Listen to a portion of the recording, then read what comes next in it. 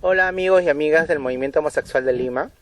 Estamos con María Isabel Sedano, quien está candidateando con el número 5 para la lista de Lima del Frente Amplio. María Isabel, ¿tú cómo evalúas hasta el momento la campaña electoral de este año, en términos generales?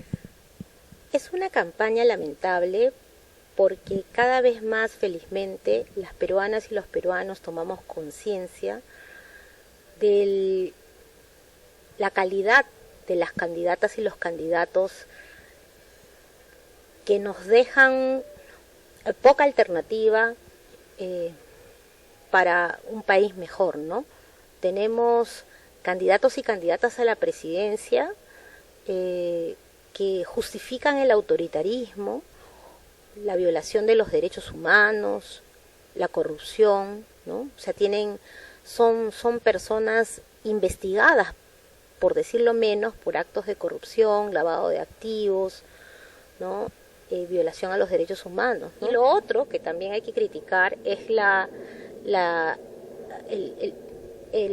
improvisación o el aprovechamiento, ¿no?, de ciertas agendas para quedar bien, ¿no? O sea, se ofrece según el público que te escucha y de pronto se desdicen porque no son consistentes, ¿no?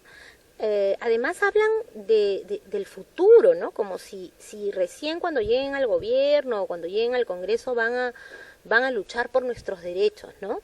Cuando hay luchas que se vienen dando hace mucho tiempo y no han estado, o han votado en contra, sus bancadas, sus partidos han votado en contra de nuestros derechos, ¿no? Y hablan como que sí están de acuerdo con el matrimonio igualitario, pero ni siquiera ni siquiera su partido y su bancada votó a favor de la unión civil. Entonces, ¿de qué hablan, no? ¿De qué estamos hablando? Como mujer lesbiana, ¿cómo se ha dado tu inserción dentro del Frente Amplio? Bueno, ante todo quiero decirles, como siempre lo estoy diciendo en campaña, que yo soy una lesbiana, feminista, socialista, orgullosa, juntamente con 11 lesbianas más, feministas, socialistas. Decidimos aceptar la invitación que nos hicieran Aida García Naranjo y Susel Paredes hace muchos años, en el 2005, para meternos en el Partido Socialista y poder juramentar como militantes, ¿no? Entonces fuimos al Congreso Fundacional del Partido Socialista, nos peleamos porque la agenda LGBT estuviera dentro del programa, cosa que no fue difícil, o sea, lo peleamos, pero tuvimos buenas aliadas y aliados en la juventud del Partido Socialista de todo el país, ¿no? Y fuimos porque queríamos revolucionar también los partidos políticos, queríamos insurgir en cualquier espacio público y político que fuera necesario, ¿no? Entonces pusimos a prueba al Partido Socialista y a su militancia, ¿no? Con nuestra juramentación, con nuestra visibilidad política dentro del partido, ¿no? Y cuando el Partido Socialista decide hace muy poco, por fin, incorporarse al Frente Amplio, ¿no? Estamos pues ya en una etapa de articulación con diferentes fuerzas políticas y sociales, ¿no? Entonces, si la pregunta es cómo me siento y cómo es ser lesbiana en un partido político y en un frente, es duro, es difícil, ¿no? Las personas me preguntan por qué tengo que declarar permanentemente que soy lesbiana, ¿no? No lo entienden, ¿no? La gente dice, pero ningún político dice yo soy heterosexual, ¿no? Y se presenta como tal, ¿no? Que no tiene que decirlo porque se asume en general por la heteronormatividad, se asume que lo son, digamos, ¿no? Exacto, y yo más bien digo que sí, que parte de esta estrategia de lucha en la política es dar cuenta de que las lesbianas, los gays, los bisexuales, transgénero, nos interesa la política, tenemos derecho a la participación ciudadana y política como cualquiera, ¿no? podemos hacerlo, ¿no? Y lo estamos haciendo, y es necesario que esto pueda ser un referente para todas las personas que aún sienten miedo, ¿no? Hay mucho político y política que está en el closet, y eso no nos ayuda, ¿no? Eso más bien fundamenta la doble moral, la hipocresía, ¿no? Eso refuerza la justificación de que sigamos en el closet, ¿no? Entonces, hay algunos, por ejemplo, que sobre este tema del closet dicen que es su derecho a mantener su vida privada al margen. ¿Qué opinas sobre eso? bueno, yo tengo mi particular punto de vista, ¿no? Yo creo que todas las personas tienen derecho a la privacidad, por supuesto, pero cuando uno es activista y uno es militante y uno ya hace política, yo sí creo que uno se debe también a la ciudadanía, se debe al pueblo, ¿no? Y yo creo que uno tiene que ser transparente en todo, ¿no?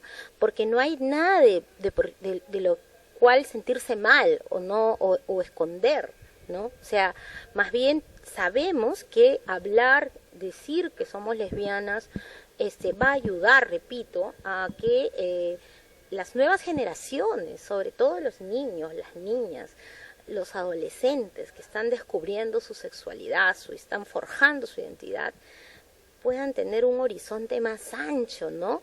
Y no se sientan mal, ¿no? Y bueno, y digo que es duro porque entonces la gente, cuando tú afirmas su identidad y tú la haces visible, la gente te etiqueta, no tú.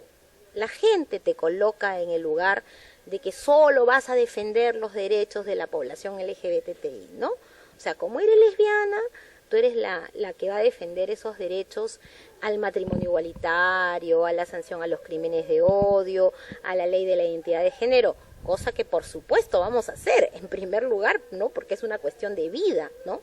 Es mi compromiso de vida, ¿no?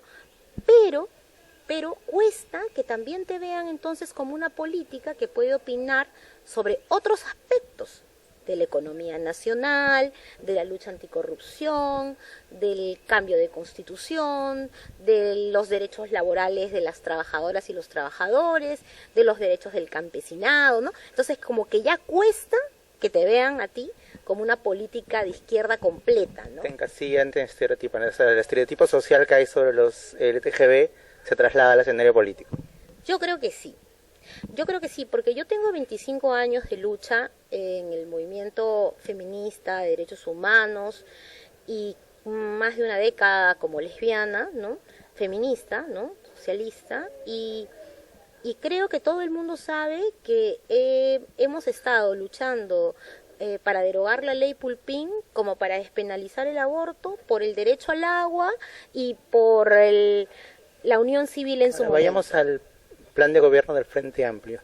¿Qué está ofreciendo tu partido específicamente para la población de lesbianas, gays, personas trans, bisexuales, intersexuales? Sin duda, y de lejos nuestro programa es el más radical, es el más garante de derechos para las personas LGBTI.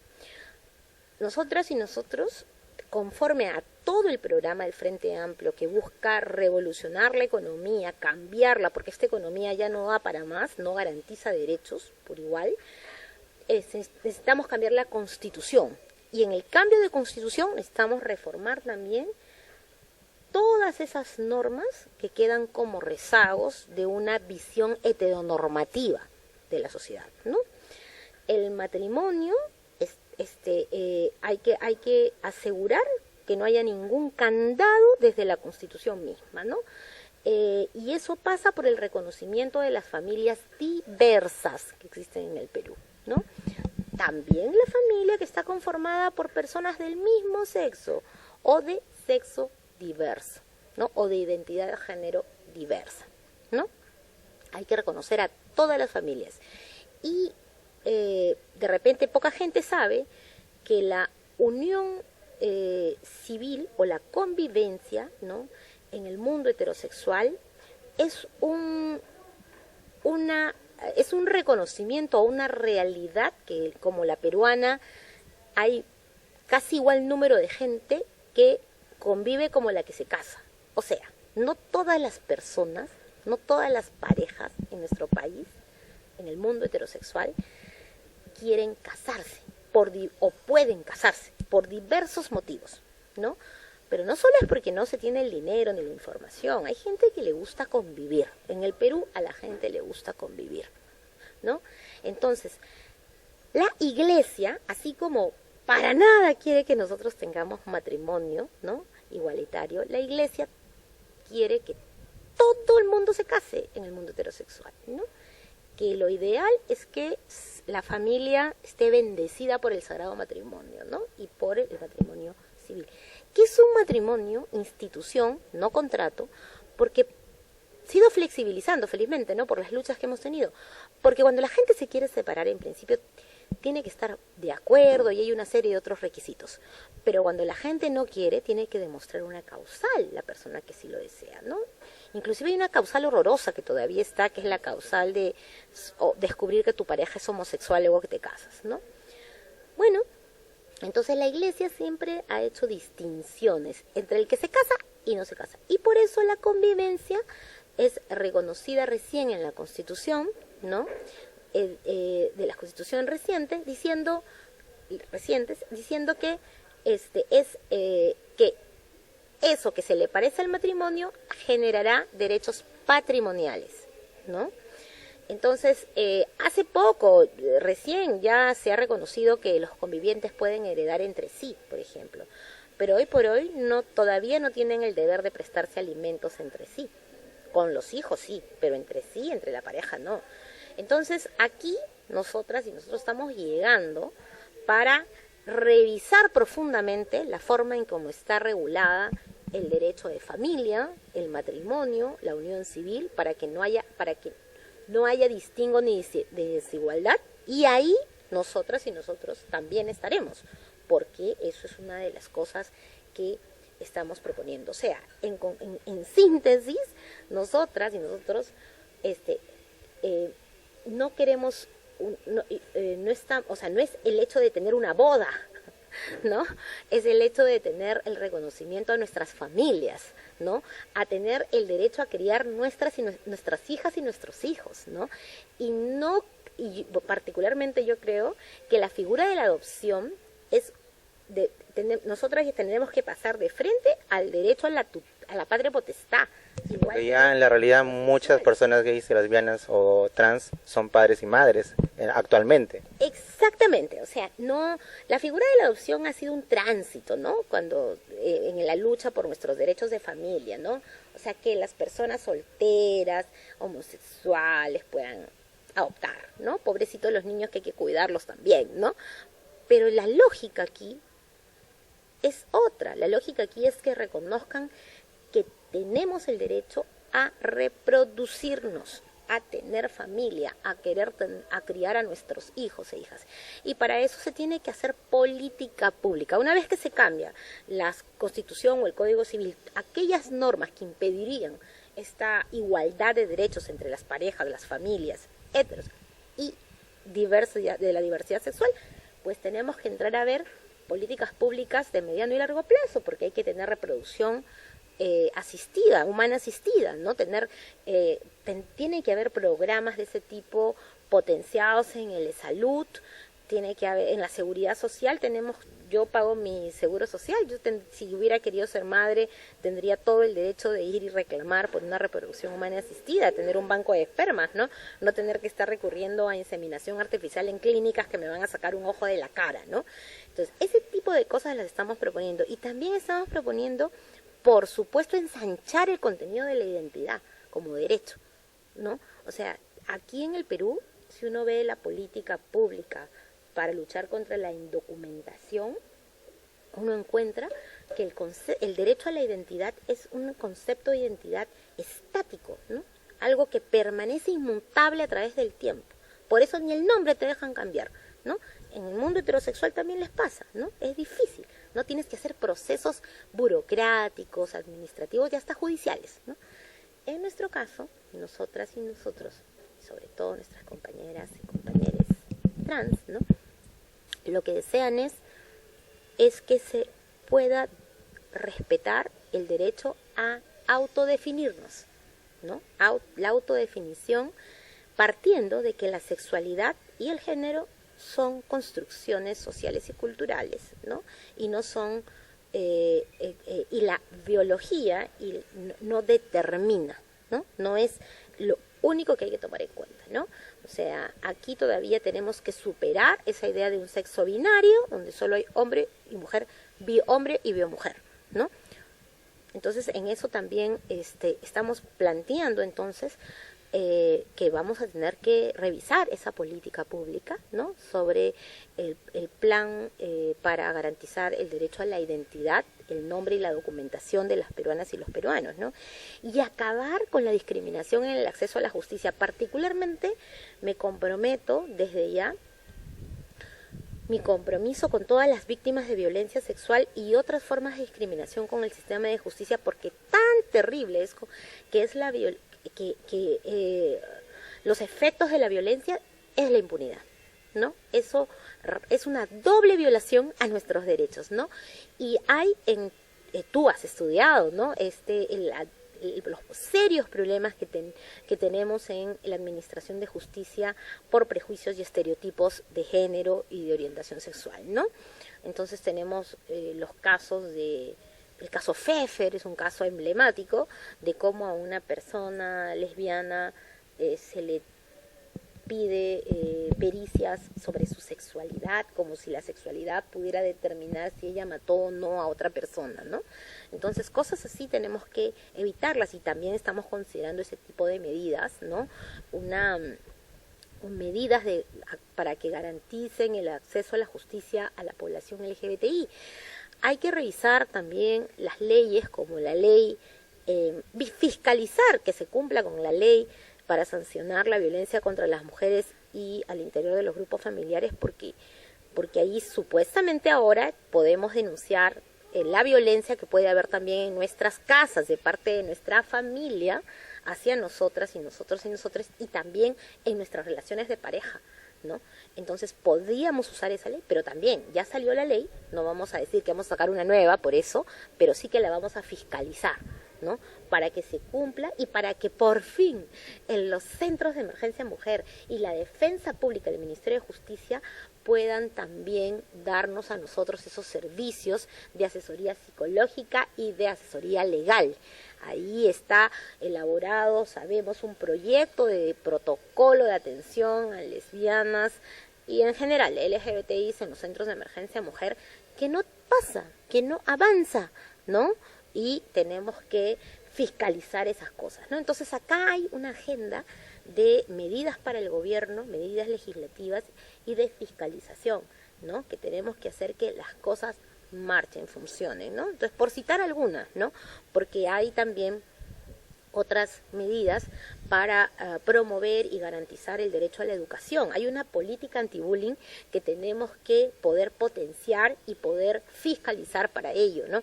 Para que se cumpla. En general, la política anti-bullying todavía, según el propio Ministerio de Educación y según sus propios mecanismos de vigilancia, no está implementada en el 100% de las escuelas de este país. El 100% de las escuelas públicas y privadas no ha hecho caso, por ejemplo, de tener psicólogos o psicólogas o procedimientos absolutamente claros para denunciar este tipo de violencia en las escuelas. Nosotras y nosotros tenemos que luchar decididamente por ello. En la escuela tiene que haber educación sexual y también tiene que tener una política anti-bullying eficaz.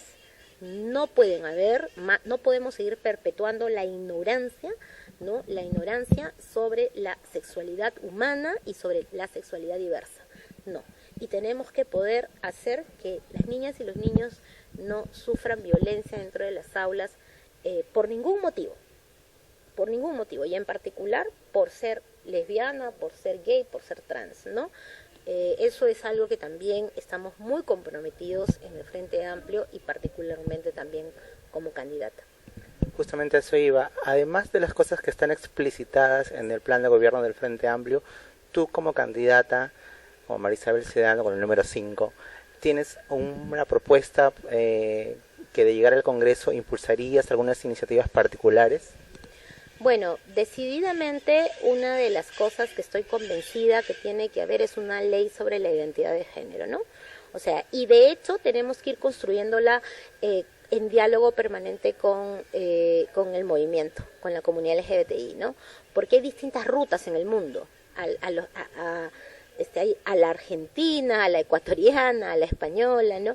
O sea, y nosotras y nosotros tenemos que saber qué queremos. Si solamente queremos reformar aquellas normas que obstaculizan la posibilidad de cambiarte el nombre, o queremos también la posibilidad de que nos permitan inscribirnos en el sexo que nosotras queremos, o queremos otra cosa, ¿no? O queremos que se reconozca que existe otras identidades de género que van más allá del ser hombre o el ser mujer, ¿no? Entonces, no es que en este momento yo vaya a definir lo que la comunidad y el movimiento quieren sobre el contenido de la ley, pero para eso tenemos que trabajar desde ya. Es más, aprovecho esta oportunidad. Podemos empezar a dialogar desde ya sobre cuál sería el mejor contenido de una ley de identidad de género, ¿no? Porque yo sé que hay pasos que se quieren dar, ¿no? Primero del reconocimiento de que tenemos ese derecho y luego de la política pública, ¿no? Porque luego tiene que haber, por ejemplo, como en otros países, el deber del Estado de prestarte a ti servicios para que tú puedas, por ejemplo, tener tratamientos que puedan hacer que tu cuerpo encaje mejor en la identidad que es la que te hace feliz, ¿no? Que es la que tú quieres, ¿no? Entonces, eso es una cosa. La otra cosa es definitivamente con todo el tema de matrimonio igualitario y con el tema de unión civil, pero a mí me parece que debe ser un matrimonio igualitario que realmente reforme muchas cosas, sobre todo, como yo digo, por ejemplo, con divorcio unilateral, para todas y todos, y me lo van a agradecer muchas mujeres víctimas de violencia de género machista, ¿no? Y también creo que hay que sancionar los crímenes de odio, pues, ¿no? Y que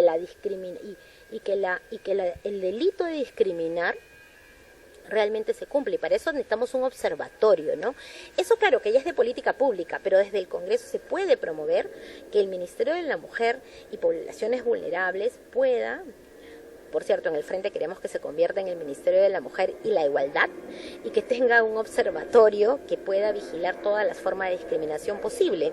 También haremos, me parece, por fin espero que alguien le presione lo suficiente al Ministerio Público para que el Observatorio de Criminalidad pueda registrar los crímenes de odio que existen. Bueno, yo creo que de todas maneras, ojalá podamos crear una comisión de trabajo, ¿no? Dentro del Congreso, que pueda ver lo que es igualdad y no discriminación, y hacer que todos aquellos que estamos luchando contra el racismo, contra la discriminación por discapacidad, o contra la discriminación en el consumo, o contra toda forma de discriminación, ¿no? Por el reconocimiento de la identidad de los pueblos indígenas, en fin, todos los que luchamos por identidad, igualdad, no discriminación, podamos concertar y comprometernos con nuestros proyectos de ley para lograr ser como una coalición de congresistas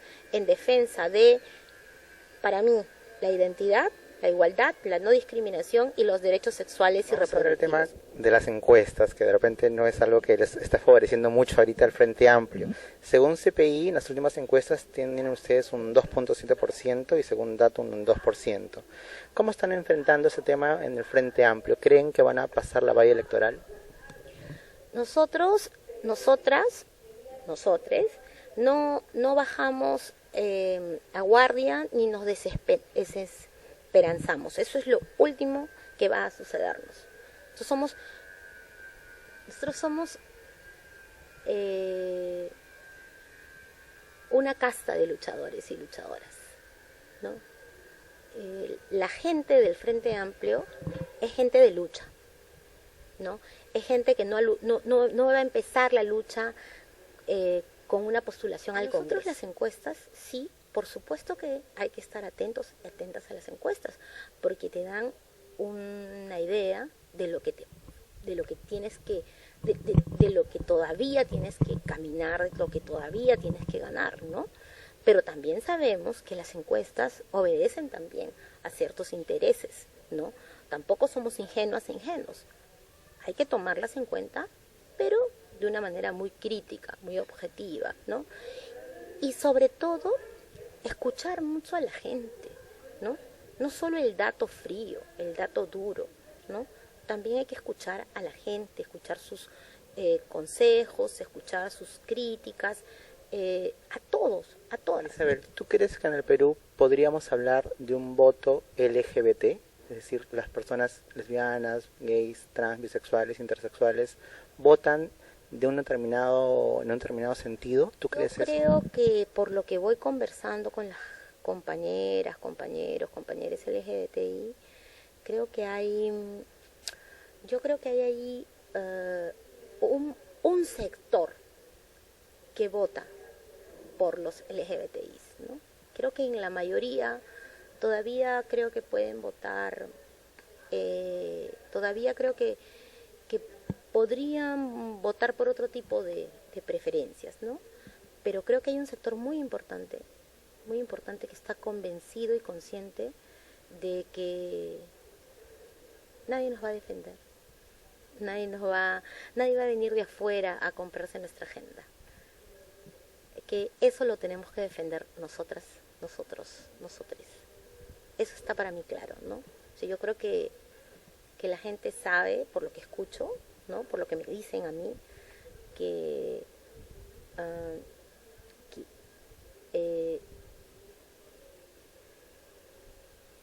somos los llamados a tener nuestra propia representación y poder y que esa va a ser la ruta para conquistar nuestros derechos, ¿no? Ya para acabar y resumiendo un poco, por favor, dirígete al electorado diciéndoles por qué tendrían que votar por ti, María Isabel Sedano, número 5 para el Frente Amplio por Lima.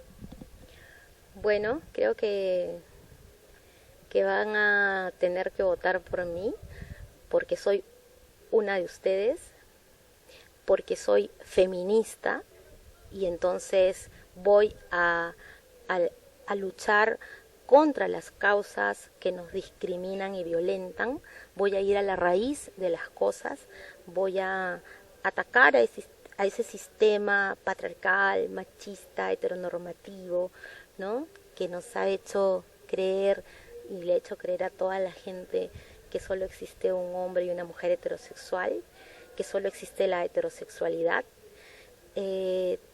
También por ser feminista y socialista, voy a ser firme en la lucha por un Estado laico, porque las religiones ya no les sigan contaminando la mente a las personas, haciéndoles creer que la sexualidad es pecado, o que nosotros y nosotros somos una aberración, o somos anormales, o que solo existe la familia natural y todas esas barbaridades, ¿no?